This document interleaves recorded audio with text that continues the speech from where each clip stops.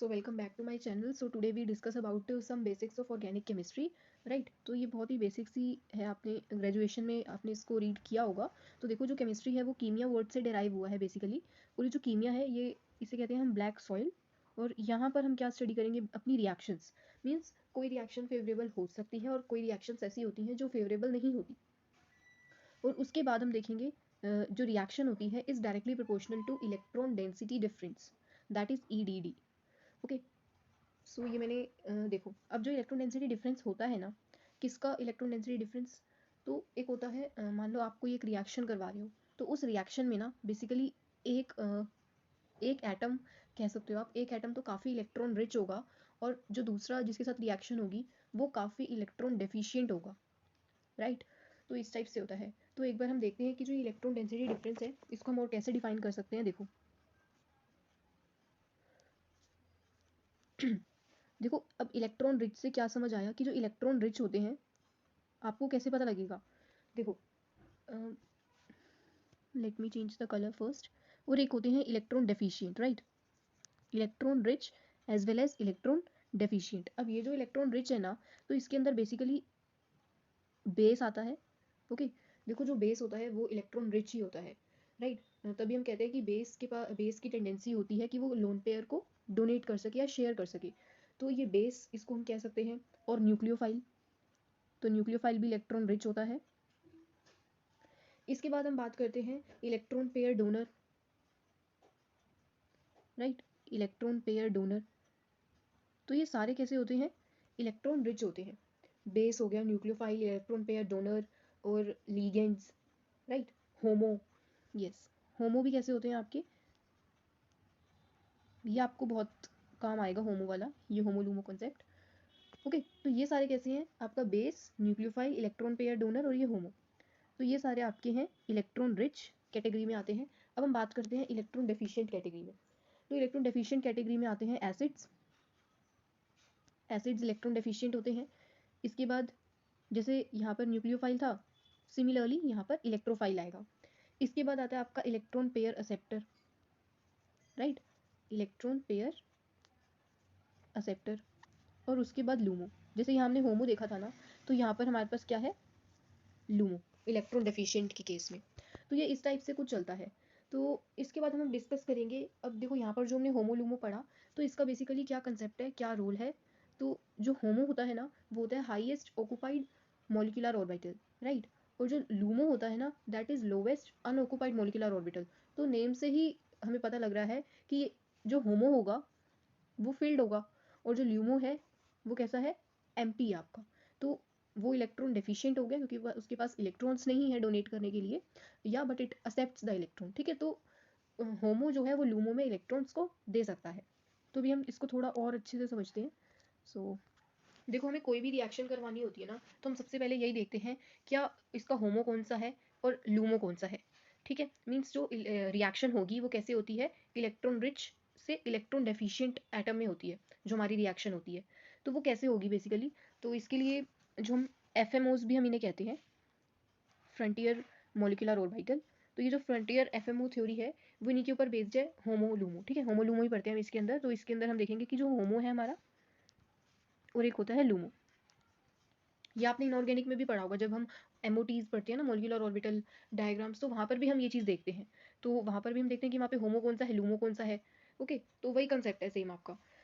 तो अब एक बार देखते हैं ज़रा यहाँ पर, इसे हम बेसिकली FMOs कहते हैं। अब देखो, आपके पास कोई मॉलिक्यूल है, मान लो H2 का मॉलिक्यूल है, सबसे सिंपल लेते हैं। तो आपके पास H2 मॉलिक्यूल है। राइट, अब ये क्या करेगा, इट एक्ट्स एज इलेक्ट्रोफाइल और न्यूक्लियोफाइल। ठीक है, ये जो हाइड्रोजन मॉलिक्यूल है ना H2, ये इलेक्ट्रोफाइल की तरह भी हम इसको ले सकते हैं और न्यूक्लियोफाइल की तरह भी। अब देखो, ऐसा ना कोई कंपलसरी नहीं है कि जैसे हाइड्रोजन मॉलिक्यूल है या और कोई भी मॉलिक्यूल है, या तो वो इलेक्ट्रोफाइल ही होगा या न्यूक्लियोफाइल भी होगा। ओके, तो ऐसा भी हो सकता है कि जो मॉलिक्यूल है उसके पास होमो भी हो, मीन्स हाईएस्ट ऑक्यूपाइड तो है ही उसके पास ऑर्बिटल्स, लेकिन उसके पास कोई लोवेस्ट ऑक्यूपाइड भी हो। तो ऐसा भी हो सकता है। तो एक बार हम देखते हैं ज़रा, इसका ना MOT बनाते हैं। देखो एक बार, जो H2 होता है ना, तो आपने कुछ ऐसा सही देखा होगा।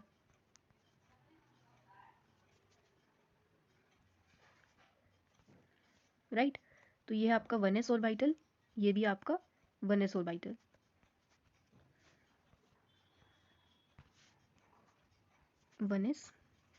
ओके, तो ये देखो, ये तो है आपका फर्स्ट हाइड्रोजन एटम, क्योंकि यहाँ पर आपके पास कैसा है, H और H है ना, तो इसका भी एक ऑर्बिटल होगा और इसका भी। तो ये मान लो ये आपका फर्स्ट हाइड्रोजन एटम है और ये आपका सेकंड है, ठीक है, सेकंड हाइड्रोजन एटम। तो जो हाइड्रोजन होता है उसकी कॉन्फ़िगरेशन क्या होती है, 1s1, राइट। और ये है आपके बॉन्डिंग के सिग्मा 1s, और ये है आपका एंटी बॉन्डिंग का सिग्मा स्टार 1s। ओके, अब देखो, ये जो फर्स्ट हाइड्रोजन एटम है इसकी कॉन्फ़िगरेशन होगी 1s1, और जो सेकंड हाइड्रोजन एटम है उसकी भी कॉन्फ़िगरेशन है 1s1। तो इसका मतलब यहाँ पर भी एक इलेक्ट्रॉन आएगा और यहाँ पर भी एक इलेक्ट्रॉन आएगा। अब ज़रा ध्यान से देखो, यहाँ पर एक इलेक्ट्रॉन था, यहाँ पर भी, तो ये दोनों आएंगे और ये बॉन्ड बनाएंगे, ठीक है, आपस में।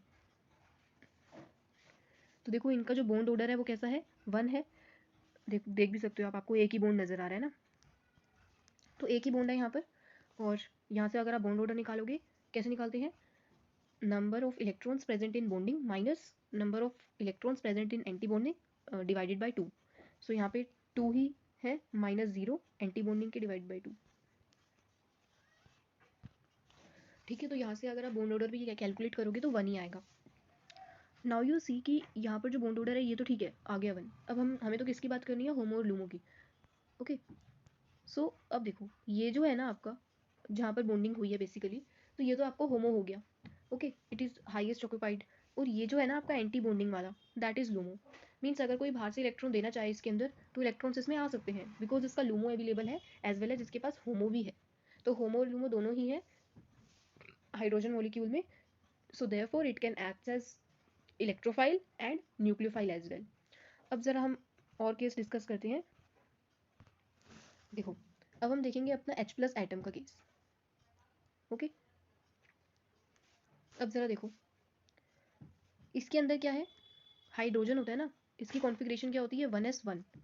अब ज़रा इसमें से प्लस है ना, तो एक इलेक्ट्रॉन इसमें से निकाल दो, ठीक है, निकाल देते हैं। तो इसकी कॉन्फ़िगरेशन क्या बन गई, 1s0। अब आप देख रहे हो इसके पास इलेक्ट्रॉन्स तो एक भी नहीं है, मीन्स ये किसी को भी ना अपना इलेक्ट्रॉन्स डोनेट नहीं कर सकता। क्यों, क्योंकि इसके पास इलेक्ट्रॉन्स ही नहीं है। तो इसके पास ये टेंडेंसी है कि अगर कोई इसको बाहर से इलेक्ट्रॉन दे तो ये एक्सेप्ट कर सकता है। Okay, so it's a electron pair acceptor. कैसा है ये, इलेक्ट्रॉन पेयर एक्सेप्टर। और अभी हमने देखा था कि जो इलेक्ट्रॉन पेयर एक्सेप्टर होते हैं इसको हम और क्या कह सकते हैं, इलेक्ट्रोफाइल है ये एक। तो ये सिर्फ एक इलेक्ट्रोफाइल है, ये न्यूक्लियोफाइल की तरह नहीं इसको हम ले सकते। क्यों, क्योंकि इसके पास इलेक्ट्रॉन्स ही नहीं है। Okay, so it can only act as electrophile. Okay, तो अब एक बार ज़रा हम और केस डिस्कस करते हैं। देखो, अभी हम ना एक कार्बन और हाइड्रोजन का केस देखेंगे। आपने देखा होगा कि कार्बन और हाइड्रोजन का बॉन्ड तो आपको काफ़ी जगह देखने को मिलता है, तो देख ही लेते हैं एक बार। देखो, जो इलेक्ट्रोनेगेटिविटी होती है ना कार्बन की, वो ज़्यादा होती है हाइड्रोजन से। जो हाइड्रोजन की इलेक्ट्रोनेगेटिविटी होती है वो होती है 2.1 अप्रॉक्स है ये, और जो कार्बन की होती है दैट इज़ 2.5। ओके, सो जो कार्बन की इलेक्ट्रोनेगेटिविटी है वो काफ़ी ज़्यादा है, काफ़ी ज़्यादा तो नहीं कह सकते, थोड़ा सा ही डिफरेंस है बेसिकली कार्बन और हाइड्रोजन की इलेक्ट्रोनेगेटिविटी में। बट इससे ना थोड़ा MOT में आपको थोड़ा सा डिफरेंस दिखेगा, जो एनर्जी लेवल्स होंगे ना वो थोड़े जो कार्बन के हैं वो नीचे की साइड होंगे, राइट, क्योंकि इसकी ज़्यादा इलेक्ट्रोनेगेटिविटी है ना। तो एक बार देख लेते हैं हम इसका MOT कार्बन और हाइड्रोजन का ड्रॉ करके। देखो, जो कार्बन है वो थोड़ा न्यूक्लियस के पास होगा और जो हाइड्रोजन है वो इस टाइप से थोड़ा सा ऊपर होगा। तो ये हाइड्रोजन का है, ये कार्बन का, इसको मान लेते हैं। यहाँ पे ये बॉन्डिंग के इलेक्ट्रॉन्स आएंगे और इसके अंदर एंटी बॉन्डिंग के, राइट। तो ये है। अब देखो, कार्बन की जो कॉन्फ़िगरेशन होती है वो क्या होती है, 1s2 2s2 2p 2p2, right. सो 1s2 2s2 2p2, और हाइड्रोजन की होती है 1s1। तो इसके अंदर एक ही इलेक्ट्रॉन होगा। तो फिलहाल ना अभी हम के लिए हम ये एज्यूम कर रहे हैं कि इसके अंदर भी एक ही है, इसके अंदर भी एक ही इलेक्ट्रॉन है। ओके, अब देखो ज़रा, यहाँ पर कार्बन के पास एक इलेक्ट्रॉन है और हाइड्रोजन के पास भी, क्योंकि बाकी इलेक्ट्रॉन्स तो, क्योंकि ये तो सिर्फ कार्बन और हाइड्रोजन की बात है। वैसे अगर हमें MOT बनाना है तो हम कुछ इस टाइप से लेंगे ना, मोलिक्यूल CH4, तो बाकी के भी तो पार्टिसिपेट करेंगे। तो मैं यहाँ पर सिर्फ फोकस कर रही हूँ कार्बन और हाइड्रोजन के लिए बेसिकली। तो मैंने यहाँ पर कार्बन का एक ही इलेक्ट्रॉन लिया है और हाइड्रोजन का भी। तो देखो, कार्बन और हाइड्रोजन आके यहाँ पर बॉन्ड बनाएंगे और इसमें इलेक्ट्रॉन्स इस टाइप से कुछ फिल हो जाएंगे। ओके, क्योंकि जैसे CH4 है ना, तो उस केस में आप क्या देख सकते हो कि अगर मैं कोई भी एक कार्बन हाइड्रोजन का बॉन्ड देखूँ तो उसमें एक ही बॉन्ड है, एक ही बॉन्ड नज़र आ रहा है ना आपको। तो इसी टाइप से 4 आएगा इसका बॉन्ड ऑर्डर, अगर मैं CH4 का देखूँगी MOT को। बट मैंने अभी यहाँ पे कार्बन और हाइड्रोजन का देखा है, तो इसके लिए 2 इलेक्ट्रॉन्स आएंगे, यहाँ पर एक भी नहीं है, तो इसका जो बॉन्ड ऑर्डर हो जाएगा वो हो जाएगा 2 - 0 डिवाइड बाई 2 दैट इज़ 1। तो कार्बन और हाइड्रोजन का बीच का तो एक ही बॉन्ड आ रहा है ना, अगर हम पर CH बॉन्ड देखें तो पर CH बॉन्ड आपका एक ही आ रहा है बॉन्ड ऑर्डर। तो इस टाइप से देखना आप इसको। अब देखो ये जो है ये कैसा है, ये होमो है, और ये कैसा है आपका लूमो है, राइट। तो ये है हाईएस्ट ऑक्यूपाइड और ये है लोवेस्ट अनऑक्यूपाइड। ओके, ये तो थी कार्बन और हाइड्रोजन की बात। तो अभी हम इससे एक क्वेश्चन देखेंगे, तो देखते हैं एक बार एक क्वेश्चन। देखो ये क्वेश्चन है आपका, इस केस में आपको दिख रहा होगा कि अमोनिया है NH3, राइट। ये अमोनिया है NH3, इसके पास लोन पेयर्स है, ओके, एक लोन पेयर है इसके पास, और ये है CH3I, ओके, मिथाइल आयोडाइड। और ये रिएक्शन होके ये आपको कुछ इस टाइप का प्रोडक्ट मिल रहा है, ओके। तो देखो बेसिकली यहाँ से जो I है वो बाहर चला गया, और जो इसके लोन पेयर्स थे इसने यहाँ पर अटैक किया, ठीक है। अब इसने कहाँ पर अटैक किया इसने जो है इस पर अटैक किया आपका जो CI वाला बॉन्ड था ना, इस वाले बॉन्ड के एंटी बॉन्डिंग में डाला है इसने अपने इलेक्ट्रॉन्स नाइट्रोजन ने, और जो I है वो बाहर निकल गया इवेंचुअली, और आपका ये फॉर्म हो गया NH3 positive CH3। Now the question is that कि जो नाइट्रोजन के लोन पेयर्स थे उन्होंने हाइड्रोजन पे क्यों नहीं अटैक किया, मेरे जो CH बॉन्ड था ना वो यहाँ पे क्यों नहीं अटैक किया, CI बॉन्ड पे ही क्यों अटैक किया है, ओके। और ये क्यों नहीं बना आपका, राइट। तो क्वेश्चन ये है। अब देखते हैं ज़रा, देख लो एक बार सही से कि जो नाइट्रोजन के लोन पेयर्स थे उन्होंने CI बॉन्ड पे ही क्यों अटैक किया, CH बॉन्ड पे क्यों नहीं अटैक किया, राइट। देखो सबसे पहले तो एक ये चीज़ है कि जो वीक बॉन्ड होता है ना वो ब्रेक हो जाता है इवेंचुअली, राइट। तो वीक बॉन्ड ब्रेक होगा, और जो बॉन्ड जितना ज़्यादा वीक होगा तो वही तो पहले टूटेगा ना। तो एक बार यहाँ से हम एक चीज़ देखते हैं, देखो यहाँ हम देखेंगे कार्बन और ये आयोडीन है इसका MOD, और सिर्फ हम यहाँ C और I का ही देख रहे हैं, और यहाँ पर C और H का, जैसे हमने प्रीवियस स्लाइड में देखा था ना, तो उस टाइप से देख रहे हैं। तो देखो ज़रा,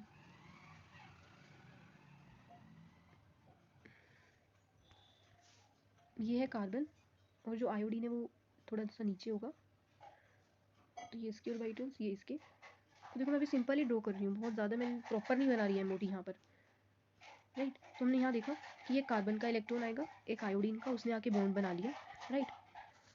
तो इन्होंने ने आके एक बॉन्ड बनाया, ये इसका होमो है और ये लूमो है। अब देखो ज़रा, मैं यहाँ पर CH का भी बनाती हूँ एक बार MOD। ये कार्बन है, ये कहीं हाइड्रोजन है, ये इस टाइप से, यहाँ पर 2 इलेक्ट्रॉन्स हैं। अब देखो ज़रा, ये है होमो, ये भी होमो है, और ये इसका होमो है CH का और एक CI का, और ये दोनों लूमो है। क्या है ये दोनों लूमो है। तो नाइट्रोजन जो आएगा, जो नाइट्रोजन अपने लोन पेयर्स यहाँ पे डोनेट करेगा वो तो इसमें भी कर सकता है, ये भी लूमो है एक, फिर कैसे डिसाइड होगा, राइट। तो देखो जो साइज़ होता है ना आयोडीन का वो कंपेरेटिवली बड़ा होता है ना कार्बन से, मतलब कार्बन और अगर हम आयोडीन को कंपेयर करें तो डाउन द ग्रुप हम मूव करेंगे तो काफ़ी ज़्यादा होगा आयोडीन का साइज़। तो इसलिए जो बॉन्ड है वो कैसा है, वीक है।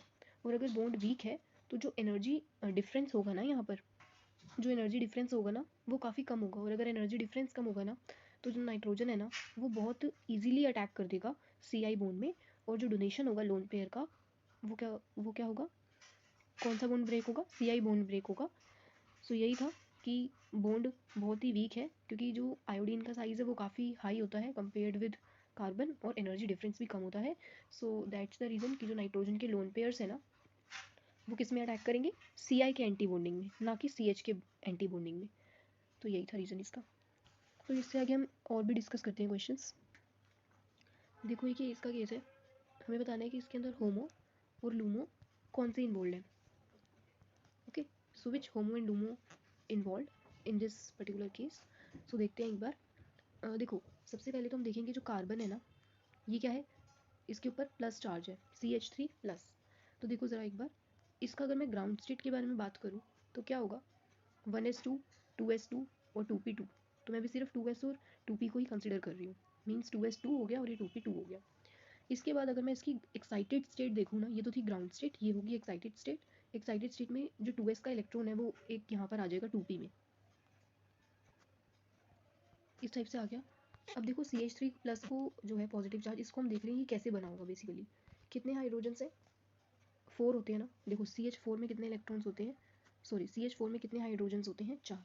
देखो एक हाइड्रोजन यहाँ पे ऑक्यूपाइड होगा आके, एक यहाँ पे हाइड्रोजन, एक यहाँ पे और एक हाइड्रोजन यहाँ पर आएगा। बट अभी हमारा क्वेश्चन में है कि 3 ही हाइड्रोजन है, तो इसका मतलब एक इलेक्ट्रॉन यहाँ से हम निकाल दें। तो मान लो मैंने यहाँ से एक इलेक्ट्रॉन निकाल दिया, ये वाला, तो ये हाइड्रोजन भी नहीं होगा ना, तो ये एम्प्टी रह जाएगा ना ऑर्बिटल। देखो एक बार नेक्स्ट पेज पे, अभी जो हमने इसकी एक्साइटेड स्टेट देखी थी वहाँ पर एक इलेक्ट्रॉन इस टाइप से था और ये थे। तो जो CH3+ का केस है, जो CH3 4 का केस होगा उसके अंदर तो 4 हाइड्रोजन आएंगे, लेकिन इसके अंदर तो 3 ही आएंगे ना। तो ये इलेक्ट्रॉन हमने एक निकाल दिया, तो ये क्या बन गया? CH3 और इसके ऊपर पॉजिटिव चार्ज। अब देखो ये ऑर्बिटल कैसा है? वैकेंट है ना, तो ये कैसा हो गया? लूमो। और ये कौन सा है? p ऑर्बिटल है ना, ये 2p का, तो ये लूमो हो गया और ये कैसा है? वैकेंट है। तो हमें तो ये देखना है ना कि कौन से होमो और लूमो इन्वॉल्व है। अब देखो, अब बेसिकली आपके ये आएगा हाइड्रोक्साइड आयन आएगा, तो ये कहाँ अटैक करेगा? यहाँ पर, इसके एम्प्टी p ऑर्बिटल में, क्योंकि लूमो यही है। और आपको पता है ये जो लोन पेयर्स है ना, बेसिकली ये ऑक्सीजन के यहाँ पे नेगेटिव चार्ज है ना, तो ये जो नेगेटिव चार्ज है ये यही शो करता है कि इट्स अ न्यूक्लियोफाइल। तो ये इलेक्ट्रॉन पेयर इसमें डोनेट करेगा, किसमें? CH3+ में, क्योंकि जो ये है ना CH3+ ये इलेक्ट्रोफाइल है। तो इलेक्ट्रोफाइल है तो इसका मतलब कि जो इलेक्ट्रॉन्स इसमें देगा वो डेफिनेटली न्यूक्लियोफाइल ही होगा। तो ये जो OH- है हाइड्रोक्साइड आयन, वो इसके में अटैक करेगा, इसके एम्प्टी ऑर्बिटल में। तो अब ज़रा देखो एक बार,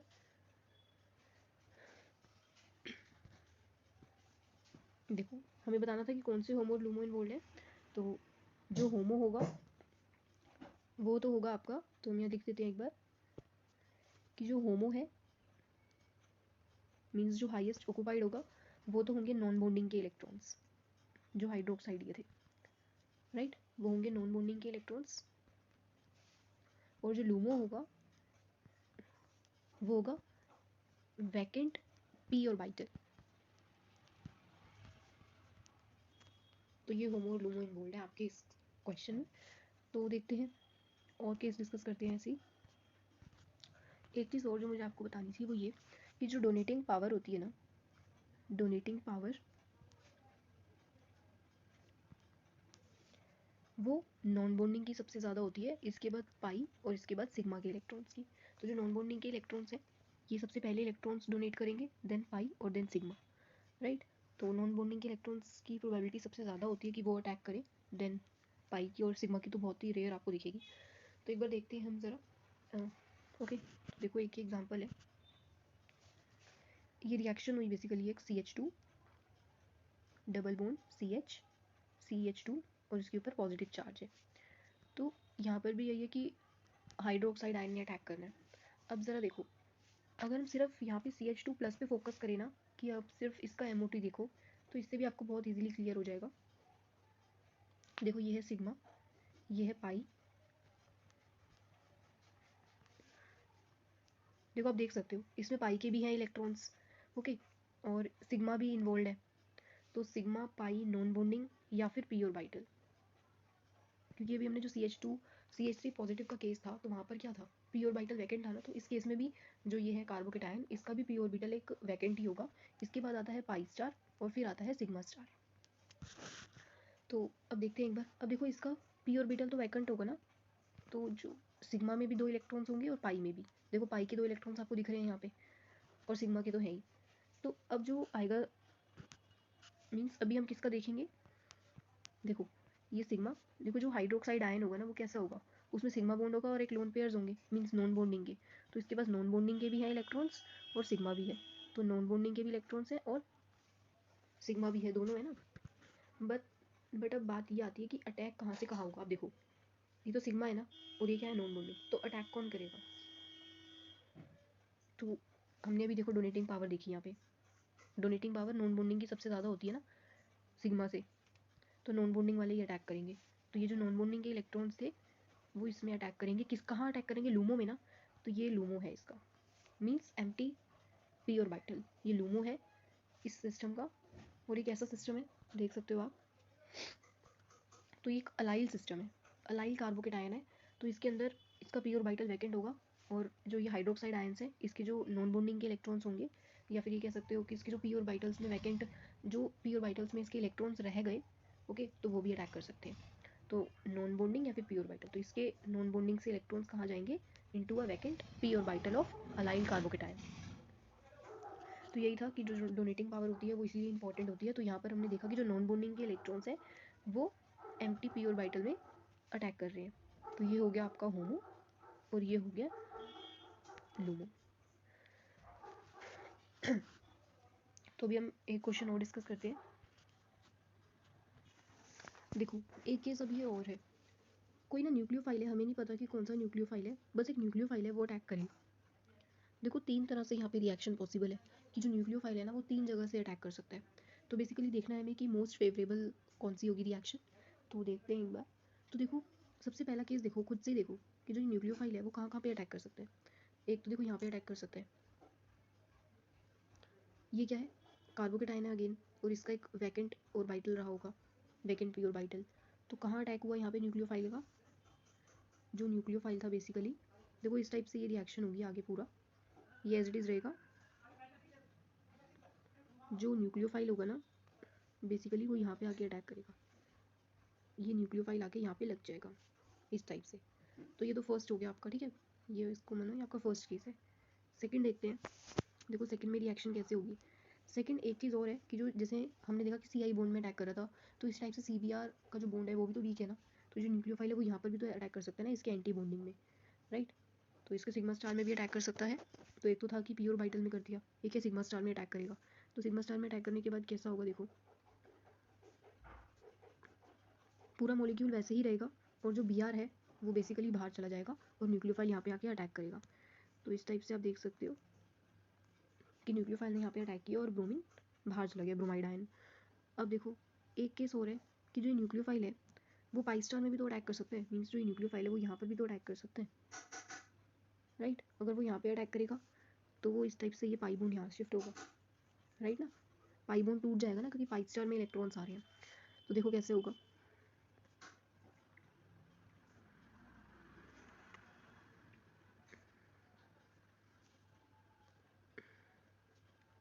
ये जो न्यूक्लियोफाइल है वो यहाँ पे आके लगेगा और यहाँ पे हाइड्रोजन। देखो अब जरा एक बार, ये ना 3 केस हो गए। अब देखो इस 3 केस में हमें ये देखना है कि सबसे ज़्यादा फेवरेबल कौन सा है। तो पहले तो हम ये देख लेते हैं, ये आपका थर्ड केस है। तो इससे पहले हम ये देखते हैं कि यहाँ पर तो हुआ था आपका पी ऑर्बिटल में अटैक, यहाँ पे हुआ है आपका सिग्मा स्टार में अटैक, और इस वाले केस में हुआ है पाई स्टार में अटैक। अब ज़रा एक बार ना हम एनर्जी लेवल्स अपने ड्रॉ करते हैं। देखो एनर्जी लेवल्स ड्रॉ करेंगे हम और फिर देखेंगे कि कहाँ पर अटैक सबसे ज़्यादा फेवरेबल था।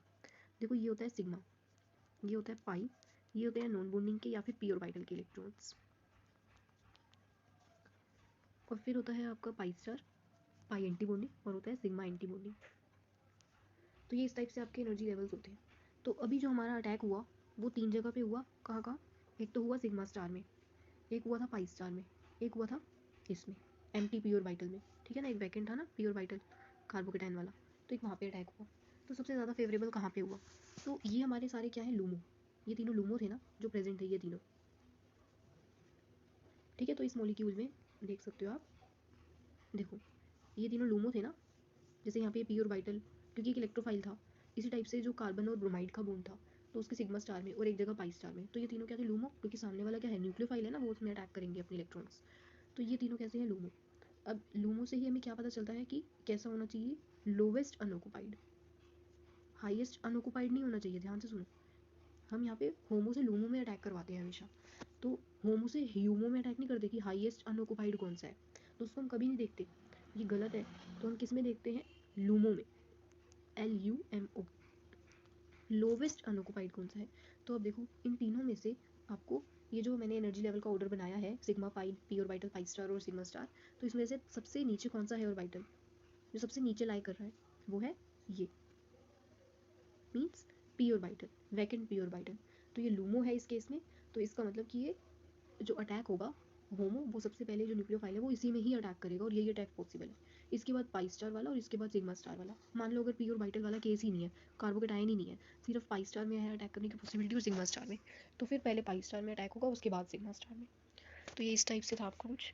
तो देख सकते हो कि यहाँ पे जो अटैक फेवरेबल है वो कौन सा है, फर्स्ट वाला अटैक, मीन्स जो फर्स्ट वाली रिएक्शन है वो आपकी करेक्ट है, देख सकते हो ये वाली रिएक्शन। तो ये आपकी सही है कि इसमें पी ऑर्बिटल से अटैक होगा। ओके, तो ये था सब। तो ये हमने पाई स्टार, होमो, लूमो कैसे होते हैं, कुछ एक एग्जांपल्स दिखे। ओके, तो इसके बाद ना हम डिस्कस करेंगे एक तो डोनर एबिलिटी वाला कंसेप्ट, और वहाँ से फिर हम देखेंगे कि बेसिसिटी के कुछ एक एग्जांपल्स। ओके, बेसिसिटी कैसे हम देखते हैं कि कोई मॉलिक्यूल्स गिवन है आपको 3-4, और सबसे ज़्यादा बेसिक कौन सा है उसमें से, तो ये सब डिस्कस करेंगे in the upcoming video. So that's all for the day. Thank you so much.